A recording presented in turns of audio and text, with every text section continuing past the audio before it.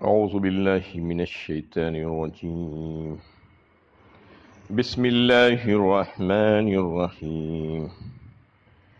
وَلَأَجْرُ الْآخِرَةِ خَيْرٌ لِّلَّذِينَ آمَنُوا وَكَانُوا يَتَّقُونَ، اور آخرت کا اجر کہیں بہتر ہے ان لوگوں کے لیے جو ایمان لائے اور پرہیزگاری اختیار کی۔ یہ سورہ یوسف کی 57 نمبر کی آیت ہے۔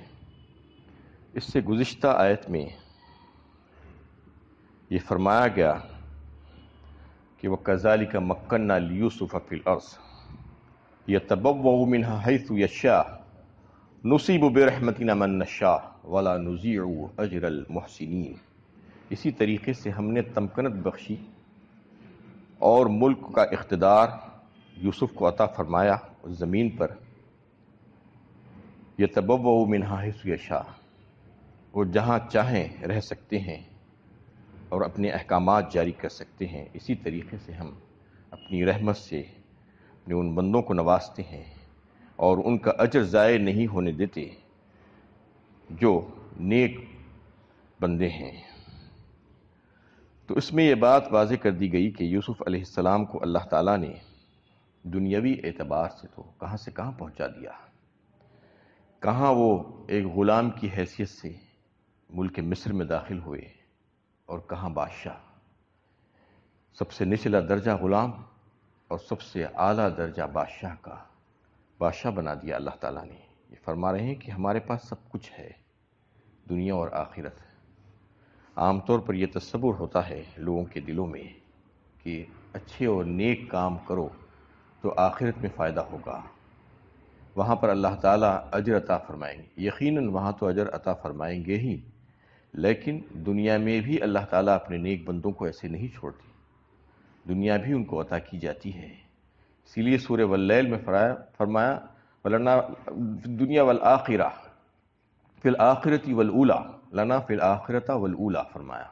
یعنی ہمارے پاس تو آخرت بھی ہے اور اولیٰ بھی ہے، دنیا بھی ہے۔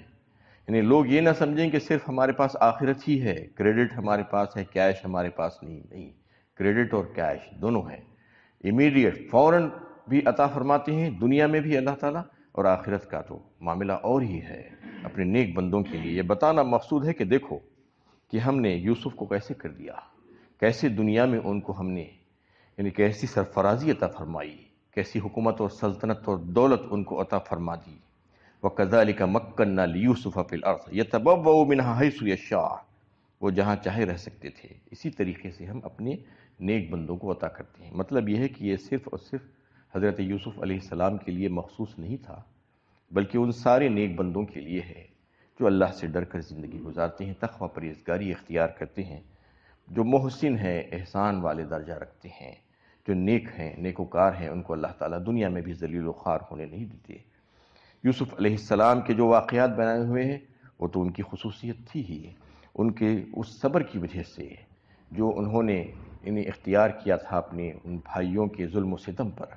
اور ان کی وہ جو ہے استقلال ثابت قدمی کی وجہ سے کہ جنہوں نے جو اختیار کیا تھا اس عورت کی دعوت گناہ دینے کے اوپر، اور ان کا جو ہے جو اولو العزمی تھی جو جیل میں قید میں رہ کر انہوں نے گزاری تھی، اس طریقے سے اختیار کیا تھا، تو اس کی بنا پر ان کو اللہ تعالیٰ نے جو ہے ان ساری نعمتوں سے نوازا۔ یہ بتا دیا گیا کہ دنیا میں بھی ہم نے ان کو بہترین طور پر جو ہے نوازا اور ملک میں اقتدار بخشا۔ تو پھر اگلی آیت میں یہ فرمایا جا رہا ہے وَلَأَجْرُ الْآخِرَةِ خَيْرٌ لِّلَّذِينَ آمَنُوا وَكَانُوا يَتَّقُونَ، اور آخرت کا اجر اس سے کہیں بہتر ہے۔ یعنی یہ تو دنیا بہت چھوٹی ہے، بہت تھوڑی ہے، اللہ کی نظر میں اس کی کوئی اہمیت نہیں ہے۔ ایک حدیث میں فرمایا گیا کہ اگر دنیا کی اہمیت اللہ کی نظر میں مچھر کے پر کے برابر بھی ہوتی تو کافر کو ایک پانی کا قطرہ یہاں پر نہیں دیا جاتا، ایک روٹی کا ٹکڑا نہیں ملتا، لیکن چونکہ اللہ کی نظر میں دنیا کی حیثیت کچھ بھی نہیں ہے، یہ دنیا تو اللہ تعالیٰ ایسے ہی عطا فرما دیتے ہیں، ہر ایک کو دیا جاتا ہے۔ یہاں پہ صفت رحمانی کا ظہور ہے اللہ تعالیٰ کی، سب کو ملتا ہے، چاہے وہ باغی و غدار ہو، چاہے فرما بردار ہو، سب کو دیا جا رہا ہے، لیکن وہاں پر نہیں دیا جائے گا۔ وہاں پر خصوصیت کے ساتھ جو ہے جو اللہ کے مومن اور فرما بردار بندے ہیں انہی کو دیا جائے گا، اس کے علاوہ جو باغی، جو بغاوت اور نافرمانی کر کے یہاں سے گئے ہیں تو پھر ان کے لیے وہاں پر کچھ بھی نہیں ہوگا۔ تو یہاں پر اللہ تعالیٰ دنیا تو سب کو دے دیتے ہیں، دنیا کے پیچھے زیادہ پڑنے کی ضرورت نہیں ہے، جو مقدرات ہیں وہ طے ہیں، اللہ تعالیٰ اس کے مطابق دیتے ہیں، اور ہزاروں حکمتیں ہیں اس کی عطا کرنے کے سلسلے میں، تو کسی کو کم، کسی کو زیادہ، کسی کو کچھ، کسی کو کچھ، ہزاروں چیزیں ہیں اللہ تعالیٰ کی عطائیں۔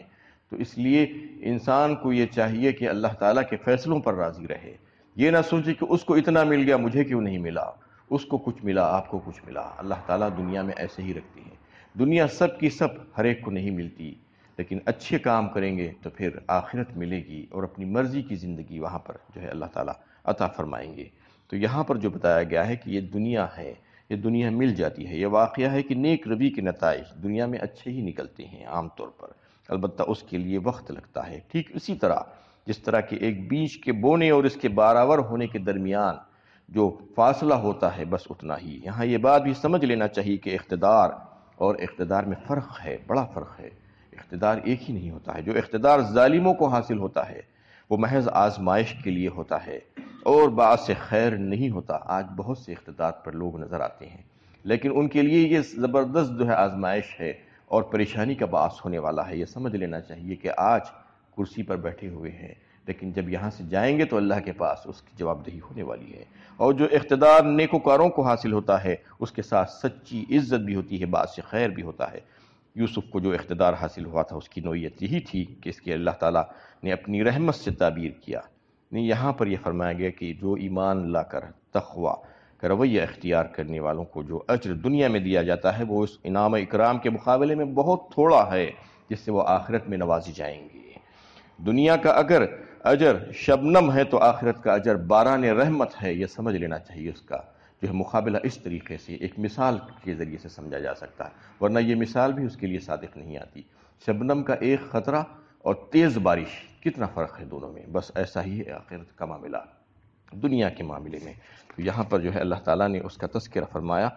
کہ ہم اپنے نیکوکار بندوں کو دنیا میں بھی عطا فرماتے ہیں، اور آخرت کا تو بے حد و حساب اجر ہے ان کے لیے جو اللہ تعالیٰ کی فرما برداری میں زندگی گزارتے ہیں۔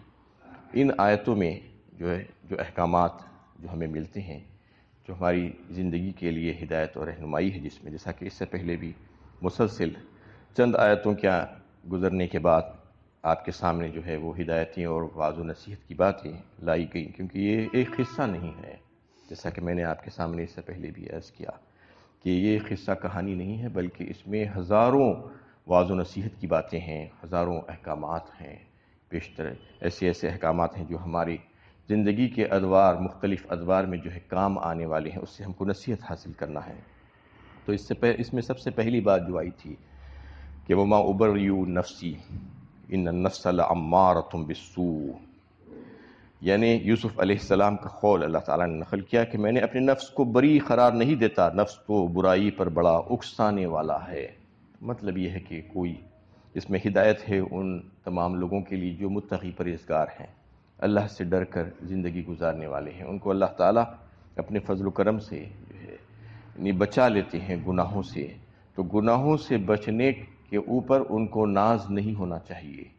اور اس کے بالمقابل جو گنہگار ہیں ان کو حقیر اور ذلیل نہیں سمجھنا چاہیے۔ یعنی آپ گناہ سے بچ گئے ہیں تو اس کا مطلب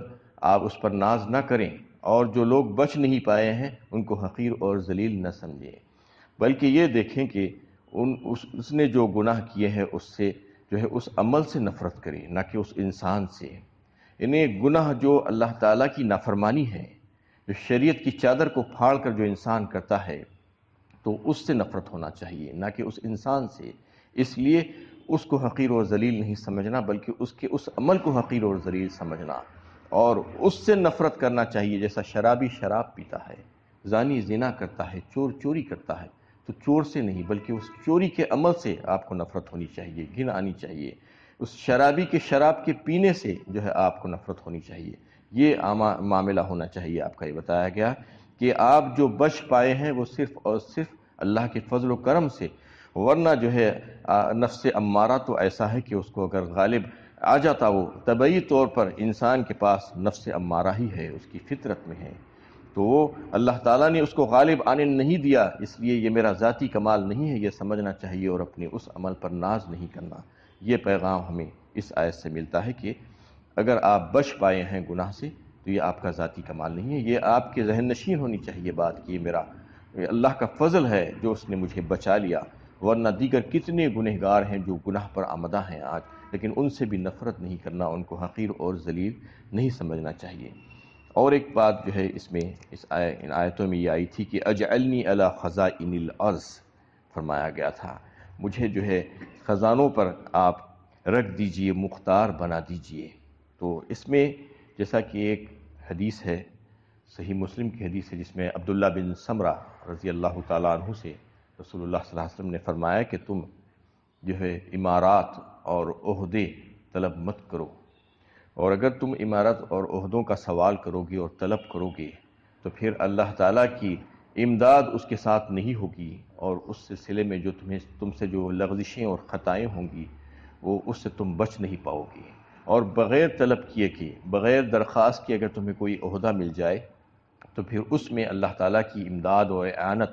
تمہارے ساتھ شامل حال ہوگی، جس کی وجہ سے تم اس کے حقوق ادا کر سکو گے۔ یعنی طلب کرنے کے بعد یہ ہوگا کہ تم نے خود طلب کیا، تم کو وہ عہدہ نہیں دیا گیا تھا، تو پھر اللہ کی امداد اس میں نہیں ہوگی، اس کی وجہ سے لغزشیں اور خطائیں ہو جائیں گی تم سے۔ اور اگر طلب نہیں کرو گے، اس کے بغیر ہی تمہیں دیا جائے گا، تو پھر وہ اللہ تعالیٰ کی طرف سے ہے اور اللہ کی امداد کے مستحق ہو جاؤ گے تم، اور تمہارے کاموں کے سلسلے میں اللہ تعالیٰ تمہاری مدد فرمائیں گے، تم بہترین طور پر اس کے حقوق ادا کر سکو گے۔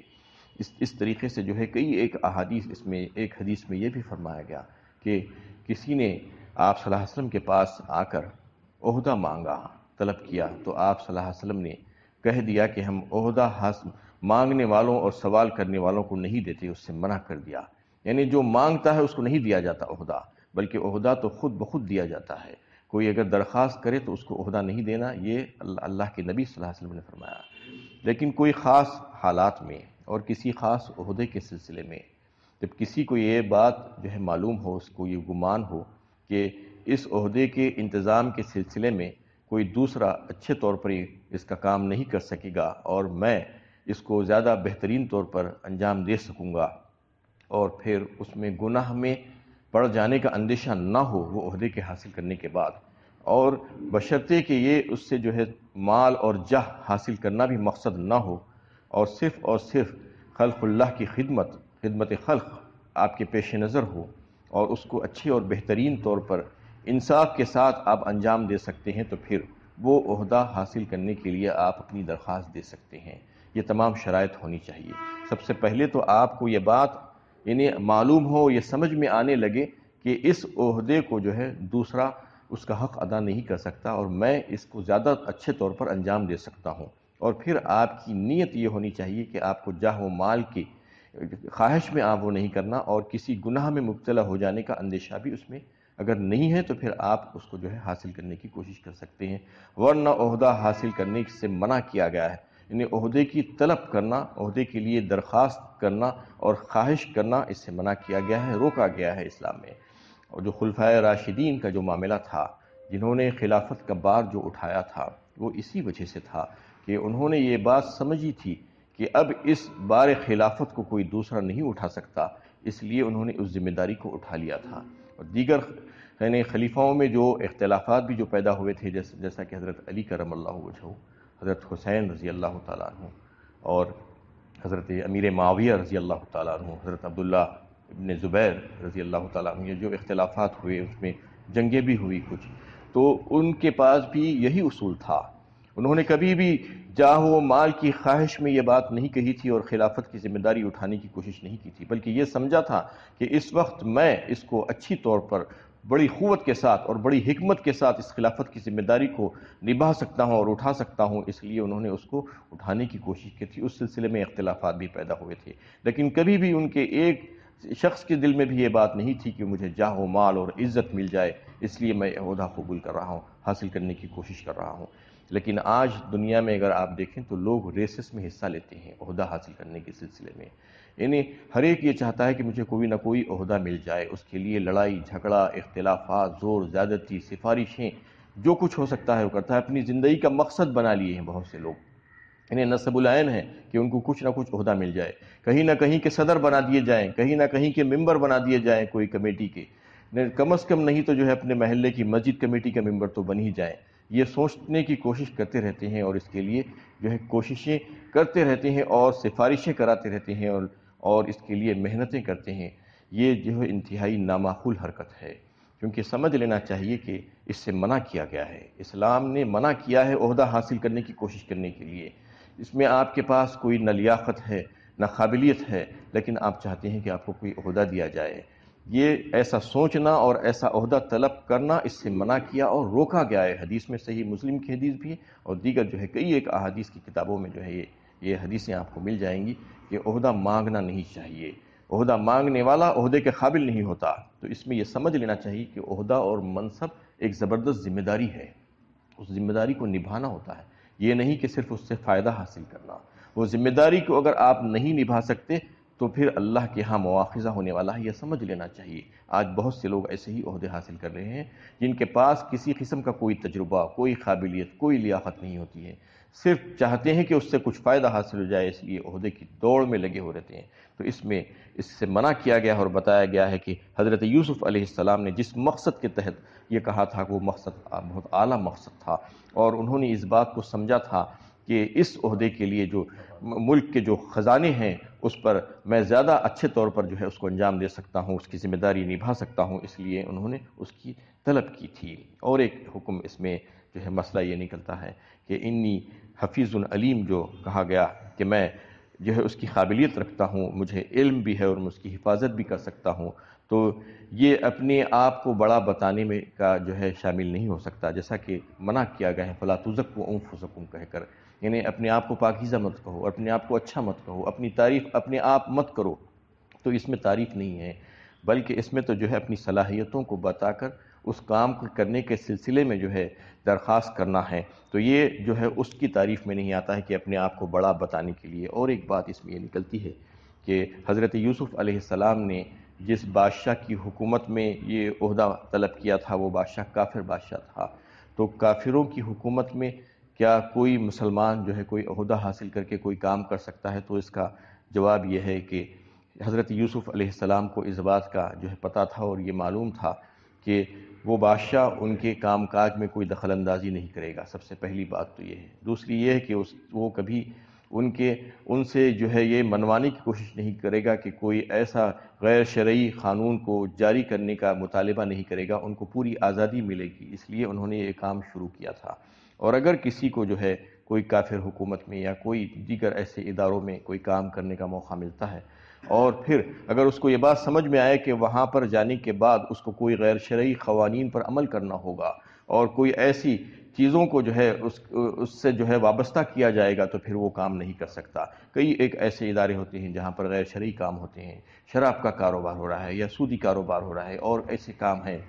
یا کوئی ملک میں بھی جو ہے کسی کو وزیر بنا دیا گیا ہے جہاں پر اس کو اس قسم کے کاموں کا جو ہے ذمہ داری سونپی گئی ہے، تو پھر وہ کام انجام نہیں دے سکتا، یا سمجھ لینا چاہیے مسلمانوں کے لیے جو ہے بہت سے لیمیٹیشنز ہیں، حدیں ہیں، وہ حدوں کو پار نہیں کر سکتے۔ جہاں تک شرعی کام کرنے کا سوال ہے، جہاں تک اللہ تعالیٰ سے ڈر کر احکامات نافذ کرنے کا سوال ہے، وہ کیا جا سکتا ہے، کیا جانا چاہیے۔ جہاں پر شریعت کی حدوں کو توڑا جا رہا ہے، جہاں پر آپ کو ملوث کر کے اس قانون کو جاری کرنے کے لیے جو ہے نشانہ بنایا جاتا ہے، تو پھر وہاں پر ایسا کام چاہے وہ ملک ہو چاہے کوئی ادارہ ہو، اس میں کام نہیں کیا جا سکتا۔ تو یہ سارے احکامات اس سے جو ہے